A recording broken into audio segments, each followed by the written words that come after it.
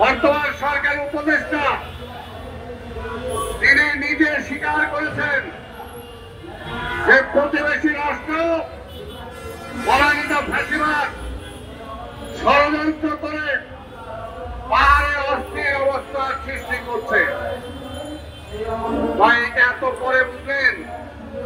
আমরা তো আগেই বলছি যে ফ্যাসিবাদের দোষরা সমাজের সব জায়গায় ঘাপটি মেরে বসে আছে। তারা সুসংগঠিত হওয়ার আগে ন্যূনতম সংস্কার করে নির্বাচন দেন। তখন তো বলছেন খালি নির্বাচন দেওয়ার জন্য এই সরকার আসে নাই, তাহলে কিসের জন্য আসছেন?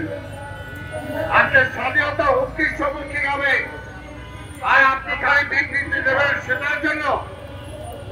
অনেকদিন ধরে বাংলাদেশে পুশিং হচ্ছে, ভারতীয় নাগরিকদেরকে পুশিং করে আমাদের দেশে পাঠাচ্ছে, কোন প্রতিবাদ নাই। রোহিঙ্গা নতুন করে বাংলাদেশে পাঠানো হচ্ছে।